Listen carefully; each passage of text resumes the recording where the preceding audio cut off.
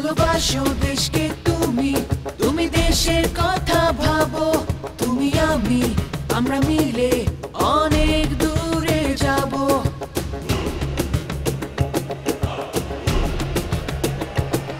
ধর্মে বর্ণে সব বিদ্বেষ মন থেকে তাড়াবো, তুমি আমি আমরা মিলে অনেক দূরে যাব।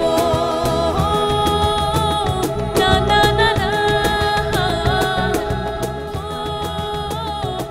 না না না।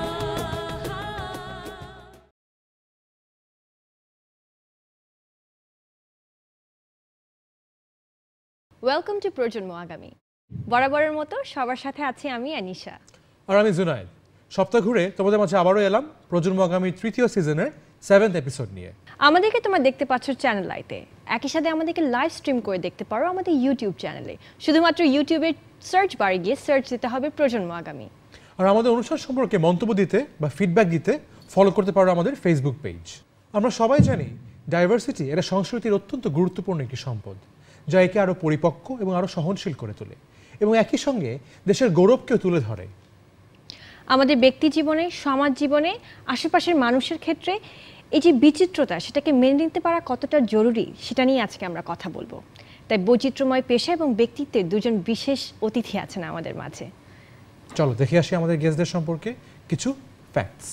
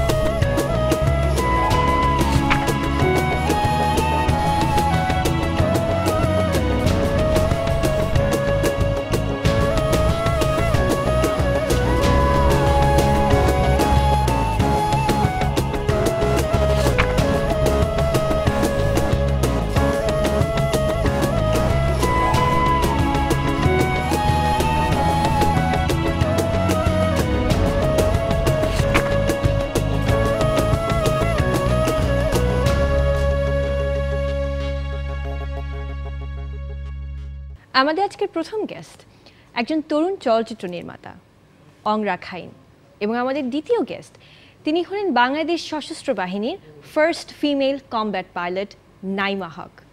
আপনাদের স্বাগত জানাচ্ছি প্রজন্ম আগামীতে। Thank you. ধন্যবাদ। অংরা খাইন, আপনার কাছে জানতে চাই ফিল্ম মেকার হওয়ার স্বপ্ন কখন থেকে? প্রথমেই বলে রাখি, আসলে আমি সবসময় ছোটোবেলা থেকে খুব কম টাকাইতাম, কিন্তু দেখতাম বেশি আর কি। সো ধরেন আমার যখন ইন্টারমিডিয়েট আগে, তখন আমি আসলে থিয়েটার প্র্যাকটিস করতাম, বা তখন থেকে আসলে ফিল্ম মেকিংয়ের প্রতি আমার এক ধরনের আগ্রহ ছিল, এবং এটা আমি ডিসিশন নিয়ে ফেলছিলাম যে আসলে ফিল্ম বানাইতে হবে। আমি চারুকলা পড়লাম, থিয়েটার পড়লাম, সব কিছু মিলে আমার আসলে এক ধরনের ফিল্ম মেকিং প্রসেসের মধ্যে খুব ইজি ওয়েতে আমি আসলে আগাইতে পারলাম আর কি। সো আমার কাছে মনে হয় ভবিষ্যতেও আমি ফিল্ম মেকার হিসেবে থাকতে চাই, এটা আমার এক ধরনের চাওয়া। ফিল্ম মেকিং যেহেতু আপনি আছেন, জি, সে কাজের সুবাদে নানা ধরনের মানুষের সঙ্গে আপনার ওঠা বসা, বিভিন্ন ডাইভার্স মানুষ, বিভিন্ন ডাইভার্স কালচারের সঙ্গে আপনার পরিচয় হয়েছে। সমাজে এই ডাইভার্সিটিটা ধারণ করা কতটুকু জরুরি? এটা একটা চ্যালেঞ্জের ব্যাপার আর কি, কারণ প্রত্যেক মানুষের এক একটা নিজস্ব মত থাকে, তাদের কালচার বা তাদের ট্রেডিশনাল এক ধরনের ডিসিশন থাকে। সো আমি অনেক মানুষের সাথে বা অনেক এলাকা গিয়ে কথাবার্তা বলে মনে হয় যে আসলে ভালো জিনিস আসলে রেসপেক্ট সবাই করে, কিন্তু ভালো জিনিসটাকে কাজে ট্রান্সফার করা এটা একটা চ্যালেঞ্জ। সবসময় এটা কনফিউজ থাকে যে নতুন একটা জিনিস আসলে এটা কনফিউজের মধ্য দিয়ে আসে।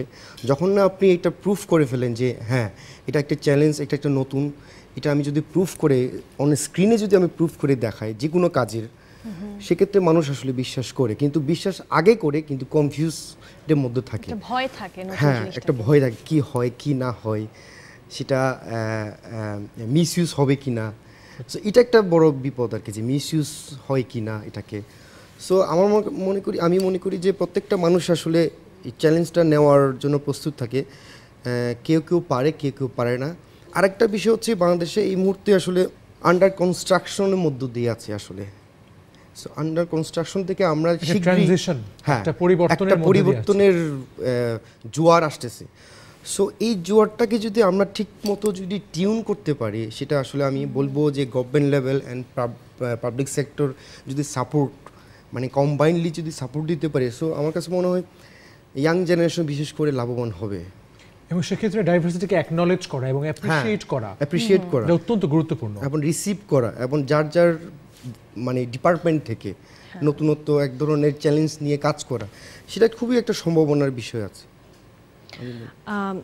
ফ্লাইট লেফটেন্যান্ট নাইমা আপু, আপনার কাছে আসবো। আপনি তো বৈমানিক, এবং আমরা ডাইভার্সিটি নিয়ে কথা বলছিলাম। আকাশের ডাইভার্সিটি তো আরও বেশি, প্রকৃতির বিচিত্রতা তো ধরাও যায় না অনেক অনিশ্চিত।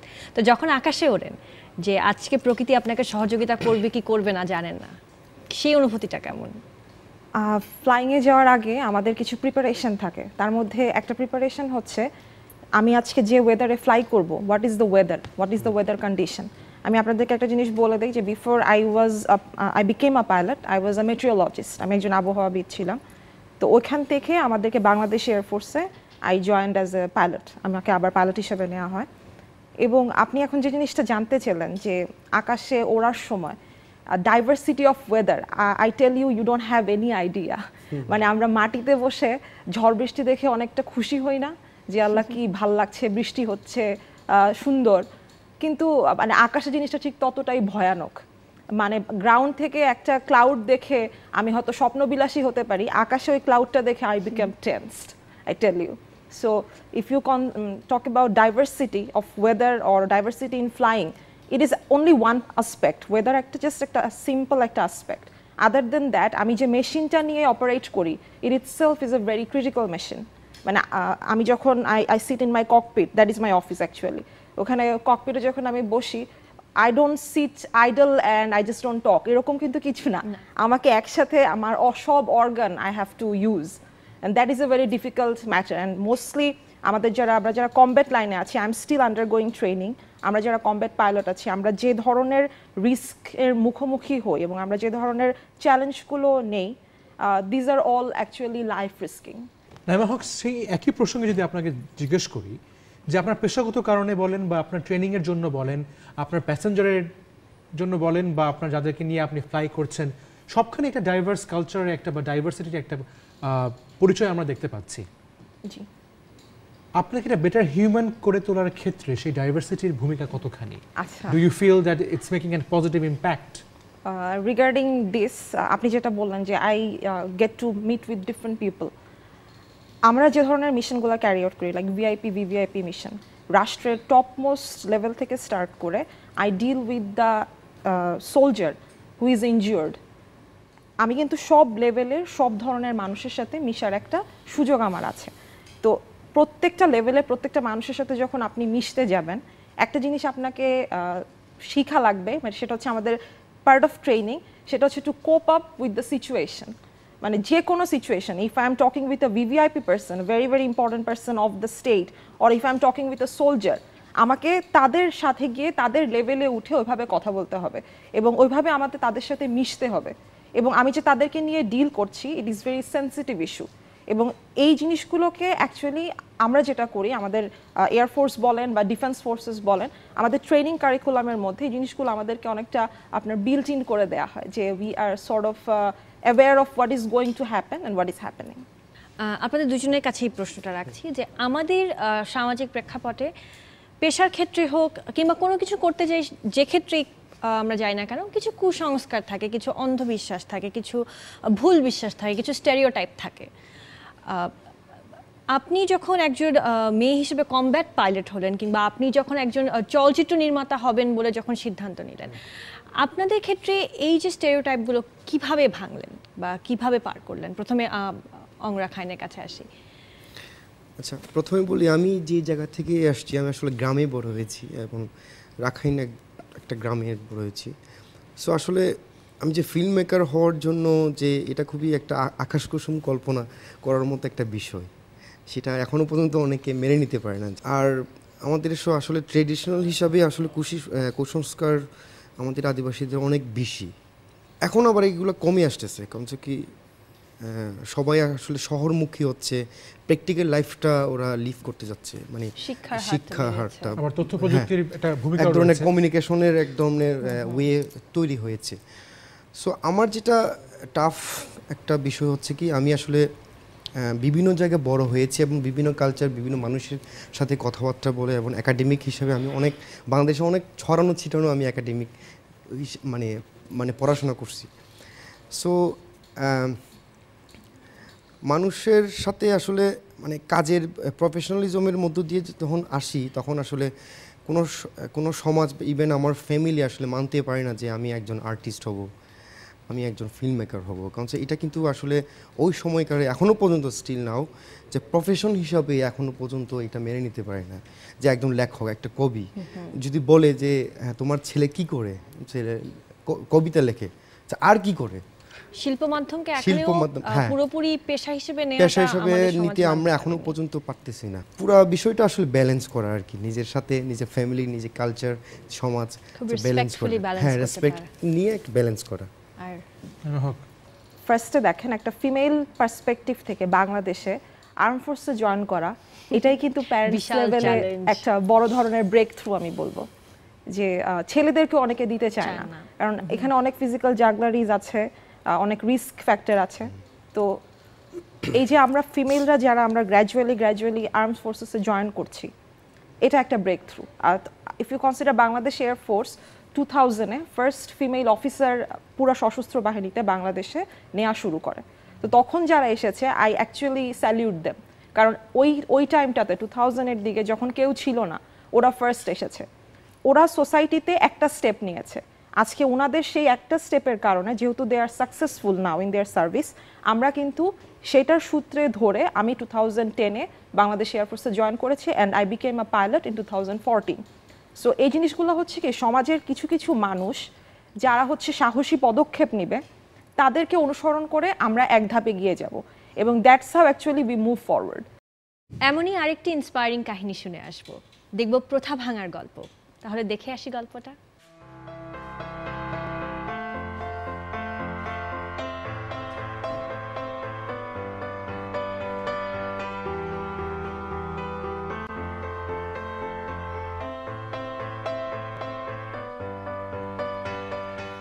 আসলে ওইভাবে আমার এরকম কোনো ইচ্ছাও ছিল না যে গাড়ি চালাবো বা ছোটবেলা থেকে গাড়ি নিয়ে এরকম কোনো এক্সপিরিয়েন্স আমার নাই, আর ছিলও না।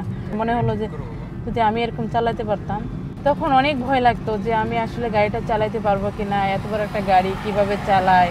তারপর যখন আমি গাড়িতে বসলাম বা ক্লাচ, ব্রেক, অ্যাক্সিলারেটর দেখলাম, শিখলাম, বুঝাইলো আমার ওস্তাদে, তখন আসলে আস্তে আস্তে ভয়টা কেটে গেল।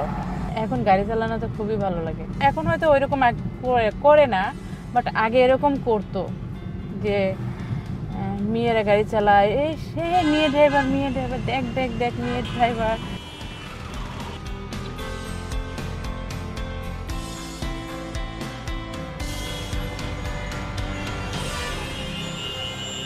মহিলারা গাড়ি চালানো ঠিক আছে, আমি করতাম না, কাজ করে খাওয়ানি লাগবে, পেটের দায়ে গ্লাসটা গাড়ি চালানো লাগে।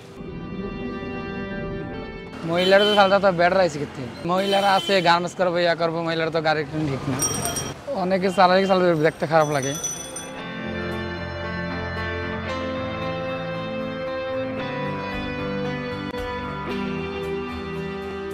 টিভির মধ্যে আমি সিনেমা দেখতাম, নায়ক নায়িকারা গাড়ি চালা, আমি বলতাম যে এটা কি নায়ক নায়িকারা গাড়ি চালা না কম্পিউটারে চালা।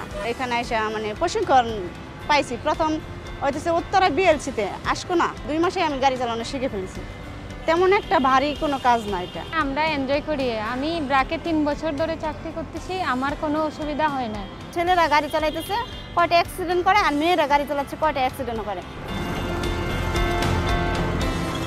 হ্যাঁ, মহিলারা গাড়ি চালায় আপনার এই একদিকে আগে যাচ্ছে, কিন্তু কিছু কিছু কিন্তু আছে বলতে আপনার এখানে গাড়িটা এক নিয়মে চালা যাচ্ছে, এখন ও ডাইন দিয়ে বলে মতো চট করে আমার লোড গাড়ির সামনে একটা ব্রেক দিয়ে দিল। মহিলারা একটা গাড়ি যদি মহিলাদের চালায় ওখান দিয়ে আপনার আমার দেশও আগে যাচ্ছে, আবার আমাদের দেশের মহিলারা কর্মটা একটা শিখেই বা আগে যেতে হচ্ছে। আমি সেফ, আমার ইউজার সেফ, আমার গাড়ি সেফ। তারা সবসময় সতর্ক থাকে আমি যাতে সুন্দর হেফাজতে থাকি বা কোনো অ্যাক্সিডেন্ট যাতে না হয়, এবং ট্রাফিক আইনও কিন্তু তারা খুব ভালো মেনে চলে। বেকার থাকে, চাকরি পায় না, তারা চাকরি করার উদ্দেশ্যে শেখার জন্য এখানে আসে, তারাই হচ্ছে প্রফেশনাল। আর নন প্রফেশনাল বলতে তারা নিজের গাড়ি চালাবে বা দেশের বাইরে যাবে, এই জন্য তারা শিখতে আসে। আর পুরুষের পাশাপাশি আমরা যদি এই কাজটা করি, নিজেরা নিজেদের স্বাবলম্বী করে তুলতে পারবো।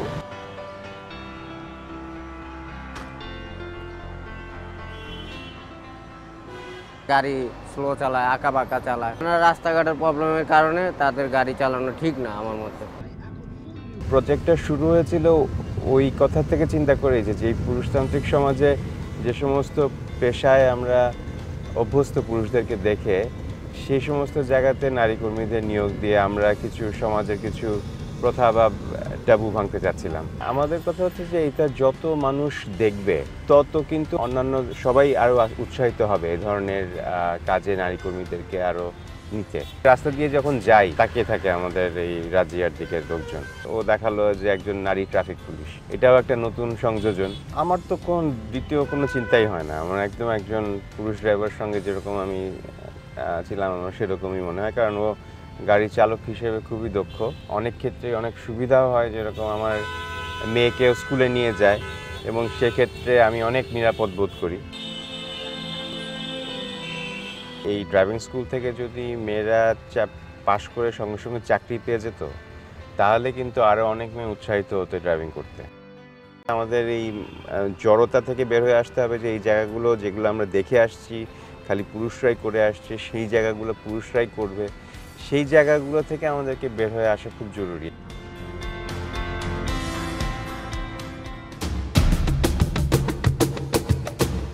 খুব ইন্সপায়ারিং একটা ভিডিও দেখলাম। বাংলাদেশ যদি সত্যিকারের গণতন্ত্রের পথে এগোতে চায় তাহলে সবখানে দুই জেন্ডারেরই ইকুয়াল রিপ্রেজেন্টেশন দরকার। এই ব্যাপারটি আপনারা কীভাবে দেখছেন? ফার্স্ট অফ অল আমি যেটা বিলিভ করি, এটা পার্সোনাল বিলিভ, যে আমাদের অ্যাবিলিটি কোনো ক্ষেত্রেই একটা মেয়ে বা একটা ছেলে কোনো ডিফারেন্স নেই। আপনি মেধার কথা বলেন বা যে কোনো কর্মকুশলতা বা দক্ষতা যাই বলেন, এক্ষেত্রে কোনো ডিফারেন্স নেই। কিন্তু আমাদের এখন একটা সমাজকে আমরা রাতারাতি কিন্তু আমূল পরিবর্তন করতে পারবো না। আমি আজকে বাংলাদেশে বসে আমি কিন্তু এই প্রেক্ষাপট থেকে কখনোই এটা বলবো না যে we don't have gender difference in our country, we have. কিন্তু এর সাথে একটা পজিটিভিটি হচ্ছে যে আমরা এখন গ্র্যাজুয়ালি আস্তে আস্তে আমরা এই জিনিসটা থেকে বের হয়ে আসতেছি। আমরা যে জিনিসটা এখন দেখছি যে আপনি যে কোনো জায়গায় যান, like if I consider myself female pilot, other than that technological side আপনি দেখতে পাচ্ছেন টেলিভিশন মিডিয়াতে, প্রিন্ট মিডিয়াতে, everywhere doctor engineer all this sectors are there, সবখানে কিন্তু আস্তে আস্তে মেয়েরা এগিয়ে আসছে। জেন্ডার রিলেটেড ইস্যু সবসময় থাকবে, আজকেও আছে, এবং আমার মনে হয় আজ থেকে 50 বছর অ্যাডভান্স হয়ে যাওয়ার পরেও still there will be gender related issue, but এগুলোর মধ্যে ডিল করেই আমাদেরকে বের হয়ে আসতে হবে। এখন পর্যন্ত 2016-তে এসে যদি মানে এই বিষয়গুলো যদি বলি, আমার কাছে মনে হয় বড় এক্সাম্পল হচ্ছে আসলে আমাদের গার্মেন্টস সেক্টর। অসাধারণ একটা সো গার্মেন্টস সেক্টর যদি মহিলা এবং নারীরা যদি কাজ করতে পারে, একটা বিশাল একটা অঙ্কের যদি আমাদের বাংলাদেশের একটা আসে, আমাদের সবচেয়ে বড় সবচাইতে আমাদের একটা ইন্ডাস্ট্রি, বড় ইন্ডাস্ট্রি। সো এর ছাড়া ধরেন আমাদের প্রত্যেকটা ডিপার্টমেন্টে এখন মেয়েরা সবচেয়ে আগে আসছে। যেমন শিক্ষা হাতে, শিক্ষা ডিপার্টমেন্টে যদি বলেন যে ইন্টারমিডিয়েট মেট্রিক, আমি তো কয়েক বছর দেখতেছি যে আসলে মেয়েরা অনেক ভালো রেজাল্ট করতেছে ছেলেদের চাইতে। তো খুবই একটা অ্যাপ্রিসিয়েট ব্যাপার, কিন্তু এটাকে আমরা আসলে ভালোভাবে এবং রিসিভ করার মন মানসিকতা থাকতে হবে। যেমন ধরেন এই ব্রেকের যে মেয়েরা গাড়ি চালাচ্ছে, সো এটা আমি অনেক আগেও এনজিও অনেক এনজিওতে আমি দেখলাম। সো জিনিসটা কিন্তু খুবই পজিটিভ। এটা যদি ব্র্যাকের পাশাপাশি যদি অন্য অন্য এনজিওরা যদি শুরু করে বা গভর্নমেন্ট লেভেল থেকে যদি শুরু করে, সেটা এক ধরনের মানে আস্তে আস্তে এইভাবে করে আগাতে হবে আমাদেরকে। আমরা যদি একটা সুস্থ প্রতিযোগিতার মাধ্যমে আসি, তাহলে দেখবেন আলটিমেটলি ভায়োলেন্সটা, সোসাইটির যে ভায়োলেন্সটা, জেন্ডার ডিসক্রিমিনেশনের যে ইস্যুগুলো, এগুলো কিন্তু গ্র্যাজুয়ালি কমে যাবে। বাংলাদেশ নিঃসন্দেহে একটি বৈচিত্র্যময় দেশ। জাতি, ধর্ম, বর্ণ, আমাদের উৎসব, আমাদের পার্বণ সব কিছু মিলিয়ে আমরা বৈচিত্র্যময়। সেই বৈচিত্র্যময় বাংলাদেশের উপরই একটি ফটো স্টোরি দেখে আসা যাক।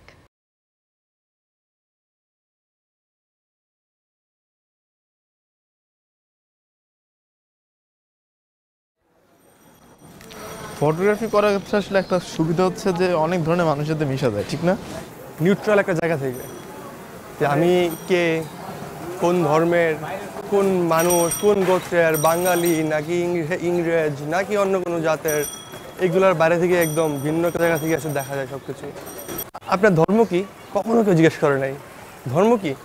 আমাকে বলা হয় যে জিজ্ঞেস করে আপনি কি ফটোগ্রাফার? আমি কিন্তু বাংলাদেশে কখনো এটা ফেস করি নাই। আমি কখনো ফেস করি নাই। পয়লা বৈশাখ দেখছেন কেমন হিন্দু ধর্মের মানুষরা তাদের মতো করে এটা পালন করে। হ্যাঁ, মানে এটা আবার একদিকে তো তাদের মতো করে পালন করে, এটা একদিকে তো আবার রিলিজিয়াসও না। যেমন হিন্দুদের জন্য আলাদা রিলিজিয়াসলি এটা পালন করার পদ্ধতি আছে, আদিবাসী যারা আছে আমাদের তারা করে, অন্যান্য কিছু ক্ষুদ্র জনগোষ্ঠী আছে তারা তাদের মতন করে করে। হ্যাঁ, তো আবার সবাই এক জায়গায়, সবাই একত্রিত রাষ্ট্রীয়ভাবে বাঙালি। বাংলাদেশে দুইটা ঈদ পাই আমরা।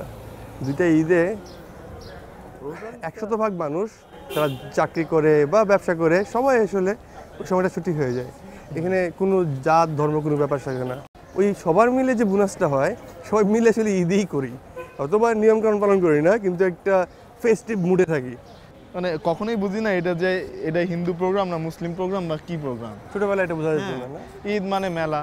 হ্যাঁ, ঈদ মানে হচ্ছে সকালবেলা সবাই যাব, বড় যারা আছে তাদের কাছ থেকে সালামি নেব, তারা টাকা দিবে, সেই সালামি নিয়ে মেলাতে যাব, মেলাতে যাই জিনিসপত্র কিনবো, খাবো দাবো, এইটা হচ্ছে। মহিলা এবং বাচ্চারা গরমের মধ্যেও রাস্তার মধ্যেও ওই প্রে করতে থাকে। ওদের কি যেন একটা বইয়ের মতো আছে, এটা পড়ে। হ্যাঁ, ওরা যখন প্রে করে খুব ইমোশনাল হয়ে যায়। প্রে করে, আপনি লক্ষ্য করেছেন? খুব ইমোশনাল হয়ে যায়। ও হাই হোসেন হাই হোসেন, হুসেনকে যে স্মরণ করে ওই দিন, চোখ দিয়ে পানি পড়তে থাকে, খুব কান্না, এবং সত্যিকারের ইমোশনাল হয়ে যায়। আমার এক ফ্রেন্ড আছে, বুঝছেন? চলেন বসি এখানে। হ্যাঁ, সে আর আমি একবার এখানে আসছিলাম, তো তাকে জিজ্ঞেস করলাম যে সে এসে দেখলাম এখানে মোমবাতি জ্বালাচ্ছে, আগরবাতি জ্বালাচ্ছে। তুমি কোন সম্প্রদায়? তুমি কি শিয়া নাকি? বলছে না না, আমি তো শিয়া না। আমি যে তুমি এখানে আসছো, তো বলতেছে যে যে আমার এখানে আসলে না অনেক শান্তি লাগে, অনেক সুদিং মনে হয়। হ্যাঁ, এবং ও মনে করে যে যতগুলো, হ্যাঁ, ও যতগুলো সে প্রে করে বা এখান থেকে সে যদি বলে প্রার্থনা করে, তার মানে নাকি তার এটা পূরণ হয়। আচ্ছা, সে এখনো বিশ্বাস করে। দেখেন, একবার আমি একটা অ্যাসাইনমেন্ট করতে যাই, যে চায়ের দোকানে আমরা চা খাচ্ছিলাম, গল্পটা করছিলাম, সেখানে এক ইমাম সাহেব বসেছিলেন, একটা পাশের মসজিদের ইমাম সাহেব বসেছিলেন। তো ইমাম সাহেব গল্পটা শুনলো যে আমাদের জায়গা নাই ঘুমানোর, আমরা জায়গা খুঁজতেছি রাতের বেলা, এতিমদের মাদ্রাসা, ওইখানে যেন আমরা বাচ্চাদের সাথে ঘুমাই। তো ওনার অফার পেয়ে আমরা খুশি হয়ে গেলাম, রাজি হয়ে গেলাম। তার যখন আমি রুমে যাবো তখন মনে হইলো যে আমি তো মিথ্যা বলতেছি, এটা তো আসলে আমার করা উচিত না, আমার দায়িত্ব আছে একটা। আমি আবার জানালাম যে আমরা তো দুই বন্ধু, দুজনেই হিন্দু। চাওয়ালা ভাই আর ওই ইমাম সাহেব দুজনে মিলে পরামর্শ করে বললো, ঠিক আছে, জুতোটা ভাঁজ করে আপনারা ঘুমায় যান। আমরা বললাম কোনো অসুবিধা, ওনারা বললো কোনো অসুবিধা নাই। ঠিক সেই সময়টা আমরা তখন ঘুমাইতে গেলাম, গিয়ে দেখি অনেক নতুন নতুন বিছানা, নতুন তুষক, নতুন বালিশ। পরের দিন সকালবেলা যখন ছবি তুলতে বেরলাম দুই বন্ধু মিলে, ছবি তুলতে তুলতে গল্প করছিলাম যে এই সারা রাত কী হয়েছে রে? তো আমার বন্ধুটা বললো যে সারা রাত তো আমার 1 ঘন্টা পর ঘুম ভাঙে, আর দেখি তুই ঠিক আছিস কি না। তোর কী হয়েছে আমাকে জিজ্ঞেস করলাম, আমারও তো তাই হয়েছে। তো চিন্তা করেন, পরদিন সকালে কিন্তু ওই ইমাম সাহেব কিন্তু আমাদের নাস্তা করালো, চা খাওয়ালো। খুব একটা বিষয়ের প্রতি চিন্তা একদম পুরো টোটালি চেঞ্জ হয়ে গেলো। বিশ্বাস একটা যে কীভাবে মানুষের পরিবর্তন হয় এবং কীভাবে এটা এস্টাবলিশ হয়। লাস্ট হোলিতেই তো আমি দেখলাম যে মানে ইউনিভার্সিটি স্টুডেন্ট, একবার ইউনিভার্সিটির সর্বমহলের ছেলেপেলেরা আসে। এটা কিন্তু আসলে জাতীয় উৎসব হয়ে গেছে। হ্যাঁ, হোলি, সাকরাইন, এই অঞ্চলের দুটো উৎসবে আমার কাছে মনে হয়েছে একেবারে এটা রিলিজিয়াসের বাইরে। কিছু কিছু ব্যাপার আসলে সবাই মিলে করাটা খুব আসলে খুব ভালো ব্যাপার আমার মনে হয়। দেখেন আপনি এখানে একটা মন্দির, একটা মসজিদ একই সাথে হচ্ছে এবং কি সুন্দরভাবে মেনটেন করে যাচ্ছে দুই ধর্মের মানুষজন।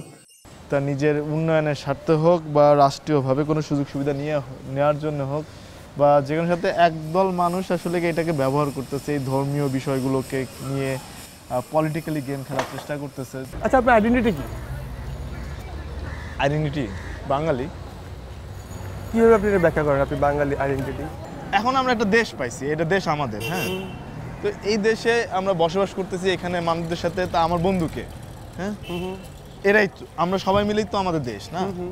তো এখানে যখন আমাকে আপনি আলাদা করবেন যে আমি মাইনরিটি, সে আদিবাসী, ও তমুক, ও অমুক, ভাগ হয়ে যায়, তখন এই ভাগটা কিন্তু আমরাই টেনে আনতেছি, বন্টন হয়ে একটা বিভাজন তৈরি। ওটা তো আসলে জাতিগতভাবে হইছে, রিলিজিয়াসভাবে সে হিন্দু, সে মুসলিম, সে খ্রিস্টান, এইভাবে হচ্ছে, কিন্তু আমরা তো সবাই মিলে বাঙালি না। জাতি, ধর্ম, বর্ণ ধারণ করেই অনেক বড় বড় সভ্যতা গড়ে উঠেছে, আর বর্তমান প্রেক্ষাপটে এদের ভূমিকা অনেক বেশি। আপনাদের কাছে জানতে চাই, এই যে ডাইভার্সিটি নিয়ে আমরা এত কথা বলছি, সেটি এই ভায়োলেন্সকে রুখতে কিভাবে সাহায্য করে বা কি ভূমিকা রাখতে পারে? কোনো একটা ডিফারেন্ট কিছু একসেপ্ট করা, এটা কিন্তু একটা হিউম্যান নেচারের সহনশীলতাকে বৃদ্ধি করে, এবং আমি যখন সহনশীল হব একটা বৈচিত্র্যকে একসেপ্ট করে, তখন কিন্তু গ্র্যাজুয়ালি আমার মধ্যে ব্যালেন্সটা কমে আসবে। তো আপনি যদি আমাদের সমাজের বিভিন্ন জায়গায় বিভিন্ন যে পেশাগুলো আছে, প্রত্যেকটা পেশার ক্ষেত্রে যখন আপনি যাবেন, ওখানে যখন দেখবেন যে নারী পুরুষের সমতা ওখানে আছে, অবভিয়াসলি ওইখানে যারা কাজ করছে তাদের মধ্যে ওই সহনশীলতাটা বৃদ্ধি পাবে, এবং এইটাই তাদেরকে হেল্প করবে ডিফারেন্ট একটা জেন্ডারের প্রতি অ্যান্টি ভায়োলেন্ট থাকতে। তো আমার মতে যে এই যে ডাইভার্সিফিকেশন সোসাইটির সবখানে, ইট ইজ ভেরি ইম্পর্ট্যান্ট। আপনি দেখেন যে পৃথিবীর উন্নত বিশ্বের যে দেশগুলো আছে, ওই দেশগুলোতে অনেক আগে থেকে অনেক ডিফারেন্ট অনেক অন্যরকম পেশায় মেয়েরা ছেলেরা পাশাপাশি কাজ করছে, এবং তারা কিন্তু এখন একটা সার্টেন টাইমে এসে তারা অনেকটা উন্নতির শিখরে কেন পৌঁছেছে? Because they could utilize both the female community and the male community of their society, এবং এগুলো করে তারা কিন্তু গ্র্যাজুয়ালি উন্নতি করেছে। আমাদের বাংলাদেশে বিচিত্র এত গোষ্ঠী, বিচিত্র এক মানুষ, আসলে মত একসাথে হওয়াটা খুবই জরুরি আমাদের বাংলাদেশের ক্ষেত্রে। সো কারণ কি আপনি যদি বলেন যে ব্যক্তি যদি বলেন যে আমি যদি বলি যে আমি রাস্তায় আজকে ময়লা ফেলবো না, আমার সাথে যদি আরও 100 জন এগ্রি করে, সেটা এক ধরনের চেঞ্জ আসবে। যদি না আমি যদি ব্যক্তি কেন্দ্রিক হয়ে যাই, সেটা এটা বেশি দিনের কন্টিনিউ করা এটা পসিবল না। সো আমার কাছে মনে হয় প্রথমে আসলে সমাজ পরিবর্তনের ক্ষেত্রে আসলে একসাথে এবং সমন্বয় হওয়াটা খুবই জরুরি মনে করি আমি। রেসপেক্ট করা এবং ওয়েলকাম করা যে কোনো ভালো কাজের জন্য। মানে আপনার কথাটা খুব ভালো লেগেছে এজন্য যে যদি আমরা ডাইভার্সিটিকে অ্যাকনলেজ করতে পারি, তাহলে কিন্তু আমরা আরো এক হতে পারবো, মানে আমাদের ইউনিটিটা বজায় থাকবে যদি আমরা আমাদের এই বিভিন্নতা বা ভিন্নতাকে শ্রদ্ধা করি। এবং অপরের মতের সঙ্গে তো মিল তো থাকা হয়তো বা দরকারও, আবার একই সঙ্গে মতের অমিলটাও আমরা মেনে নেব, আমরা সেখান থেকে আমরা সহিংস হয়ে উঠবো না। অংরা খাইন এবং নাইমার হক, আমাদের এই অনুষ্ঠানে আপনাদের সময় দেওয়ার জন্য অসংখ্য ধন্যবাদ। এবারে নিচ্ছি ছোট্ট একটা ব্রেক, আমাদের সঙ্গেই থাকবেন, কারণ ব্রেক থেকে ফিরে এসে দেখবো নতুন কিছু। মা তাড়াতাড়ি করো, দেরি হয়ে যাচ্ছে।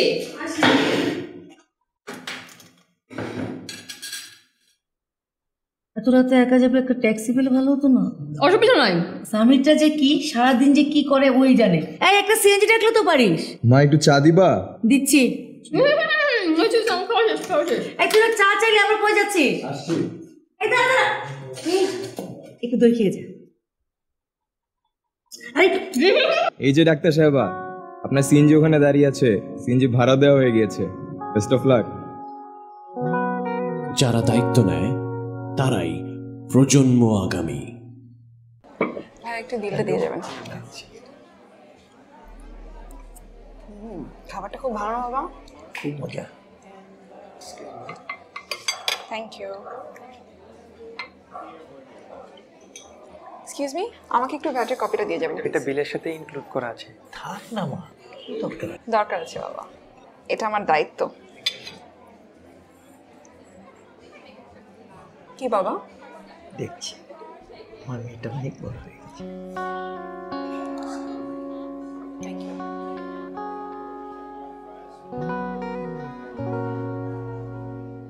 হ্যাঁ বললেই হলো। হলো? মহিলা মানুষ সে কি বুঝবে? আপনাকে আমি অনেক আগেই বলেছি মহিলা মানুষের সাথে কথা বলার দরকার নাই। আপনি তো সেটা শুনলেন না। অফিসে বসে এই কথাটা আপনাকে কতবার বলার চেষ্টা করেছিলাম, আপনার কানে সে কথাটা ঢুকলো না।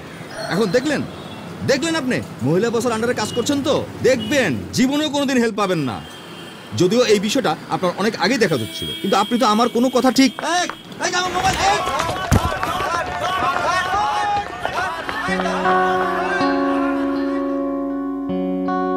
যারা দায়িত্ব নেয় তারাই প্রজন্ম আগামী।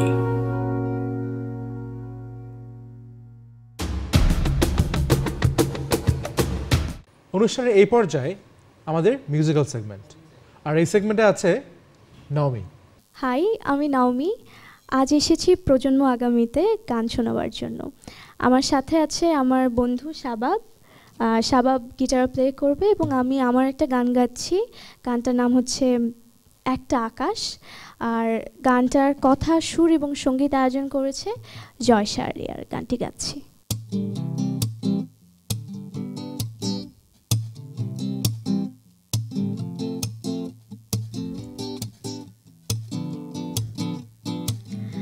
একটা আকাশ লিখে দিলাম শুধু তোমার নামে, বৃষ্টিগুলো পাঠিয়ে দিলাম মেঘে ভেজা খামে। একটা আকাশ লিখে দিলাম শুধু তোমার নামে, বৃষ্টিগুলো পাঠিয়ে দিলাম মেঘে ভেজা খামে। আমার জন্য রেখো শুধু একটুখানি নীল, ভিজবো তোমার বৃষ্টি জলে হয়ে শঙ্খচিল। একটা আকাশ লিখে দিলাম শুধু তোমার নামে, বৃষ্টিগুলো পাঠিয়ে দিলাম মেঘে ভেজা খামে।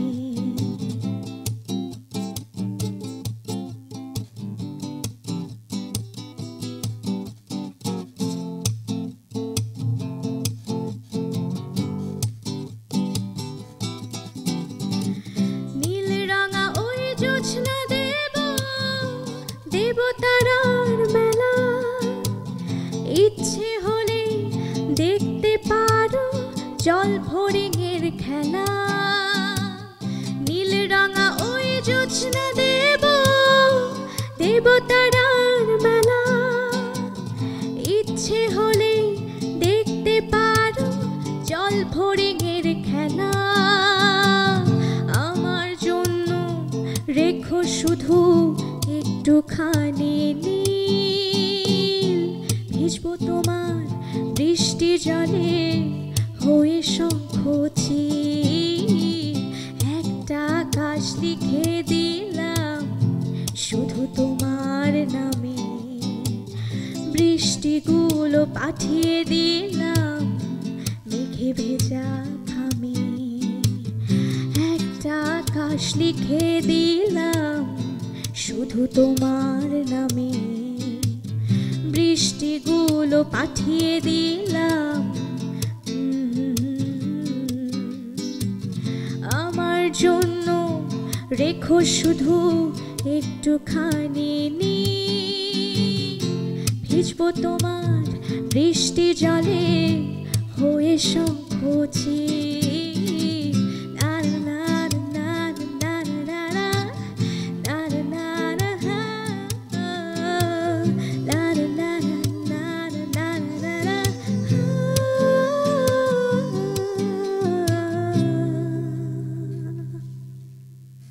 ধন্যবাদ নাওমিকে চমৎকার একটি গানের জন্য। আজকে এখানেই শেষ করছি। শেষ করার আগে কথাটি মনে রাখা দরকার, আমাদের বৈচিত্র্যই কিন্তু আমাদের সবচেয়ে বড় শক্তি।